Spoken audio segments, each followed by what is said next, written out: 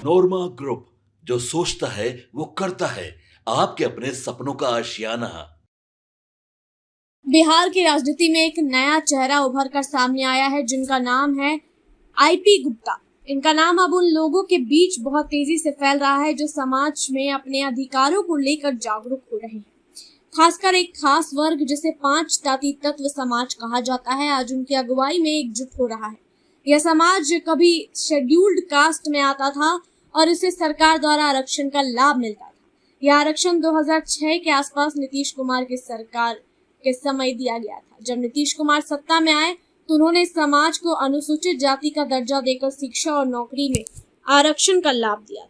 इससे समाज के कई बच्चे सरकारी नौकरियों में लगे, कुछ मेडिकल में भी प्रवेश ले पाए। लेकिन 2024 के चुनाव के बाद इस समाज को अति पिछड़ा वर्ग में डाल दिया गया। इसका असर बहुत बुरा पड़ा। कई लोगों की नौकरियां चली गई, जिनका इंटरव्यू हो चुका था उन्हें अंतिम रूप से नौकरी नहीं मिली। कुछ मेडिकल कॉलेज में दाखिले से चूक गए क्योंकि अब वे उस कोटे में नहीं आते थे। इसी बदलाव को लेकर समाज में जबरदस्त गुस्सा भड़क गया और आईपी गुप्ता ने इस अन्याय के खिलाफ आवाज उठाई। जैसे ही कोर्ट का आदेश आया, उन्होंने आंदोलन की शुरुआत कर दी। इस आंदोलन का नाम था हाको रथम पाना, जिसका मतलब है अपने हक को रथ की तरह खींच कर लेना। यह आंदोलन पूरे 7-7.5 महीने तक चला और इसके तहत उन्होंने पूरे बिहार में अलग अलग जगह जाकर लोगों को जागरूक किया। उन्होंने समाज के हर कोने में जाकर लोगों से कहा कि यह लड़ाई सिर्फ एक व्यक्ति की नहीं बल्कि पूरे समाज की है। आईपी गुप्ता ने पूरे आत्मविश्वास के साथ ऐलान किया कि 13 अप्रैल को पटना के गांधी मैदान में एक ऐसी ऐतिहासिक रैली होगी जिसमें 13 लाख लोग शामिल होंगे। और ऐसा हुआ भी। काफी भीड़ थी, इतनी भीड़ थी कि इतनी भीड़ 20 सालों में भी नहीं हुई होगी। गांधी मैदान में इतनी भारी भीड़ उमड़ी कि पिछले 20 सालों में किसी भी आंदोलन या रैली में इतनी भीड़ नहीं देखी गई। यह रैली इतनी सफल रही कि बिहार की राजनीति में एक झटका सा लग गया। इससे 2 दिन पहले 11 अप्रैल को प्रशांत किशोर की भी एक रैली हुई थी जो पूरी तरीके से फ्लॉप हो गई। लोगों ने साफ साफ कह दिया था कि अब उन्हें सिर्फ वही नेता चाहिए जो उनके दुख दर्द को समझे। आईपी गुप्ता के इस रैली के बाद समाज में एक नई चेतना जागी। लोगों ने उन्हें अपना असली नेता मान लिया। उसी दिन एक नई राजनीतिक पार्टी की भी घोषणा हुई जिसका नाम रखा गया इंडियन इनकलाब पार्टी। इस पार्टी का उद्देश्य केवल चुनाव जीतना नहीं है बल्कि समाज में एक सशक्त बदलाव लाना है।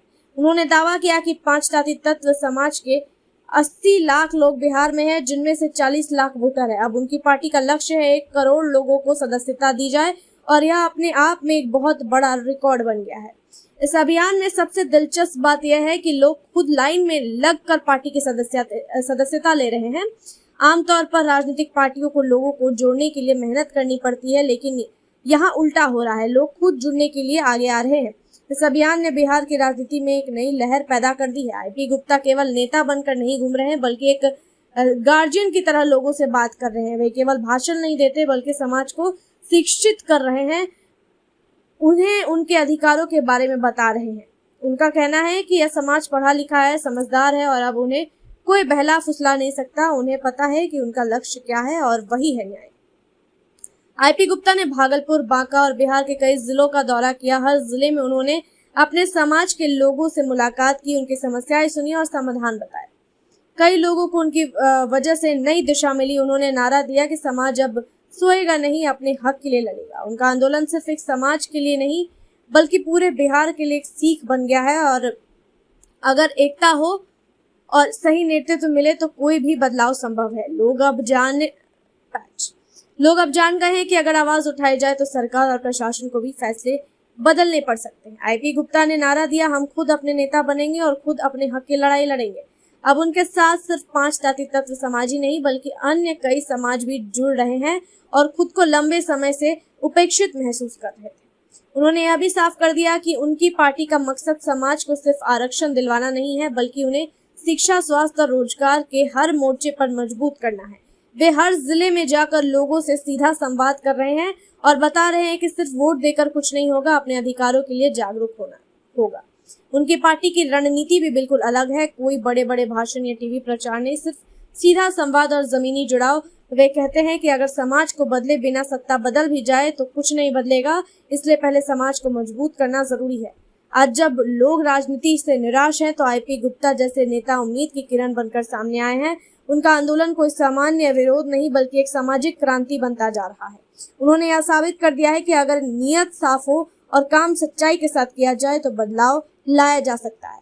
हाको रथमपाना अब केवल एक नारा नहीं बल्कि लोगों के दिल की आवाज बन चुका है।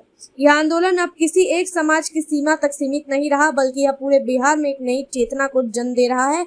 लोग अब सिर्फ सरकारी फैसलों का इंतजार नहीं करते बल्कि अपने हक के लिए खुद आगे बढ़कर लड़ रहे हैं। आईपी गुप्ता और उनकी पार्टी का यह आंदोलन आने वाले चुनाव में कितना असर डालेगा यह तो वक्त बताएगा, लेकिन एक बात तय है, बिहार की राजनीति में अब बदलाव की हवा चल चुकी है और इसकी शुरुआत गांधी मैदान की उस रैली से हो चुकी है जहां 13 लाख लोगों, इतने सारे लोगों ने अपनी आवाज एक साथ उठाई थी। यही है सच्ची लोकतंत्र की ताकत। जब जनता खुद जाग जाए तो कोई भी सत्ता उनके सामने टिक नहीं सकती है। देखते हैं इस मामले में आगे और क्या कुछ अपडेट आता है। तब तक के लिए देखते रहिए भारत लाइव। आपके सपनों को हमने सजाया है, ई होम्स पैनोरामा को हमने बनाया है। ई होम्स मेरा एक सपना था जिस पे मैं पिछले 4 साल से काम कर रहा था। हमने जो बनाया है वो सबने है माना। ई होम्स पैनोरामा में हो आपका भी आशियाना। और फाइनली हमने 2021 में इस प्रोजेक्ट को लॉन्च किया। बहुत लोग अप्रिशिएट कर रहे हैं कि पूर्णिया जैसे शहर में, बिहार के, एक तो बिहार की बात करें उसमें भी पूर्णिया जैसे छोटे जगह में इस तरह का लाइफस्टाइल देना, ये सुन के हम लोगों को बहुत अच्छा लगता है। ई होम्स में हमने कुछ और भी किया है, जैसे हम जिस जगह में रह रहे हैं हमारे फैमिली सिक्योर हो, उनको सिक्योरिटी का ध्यान में रखा है।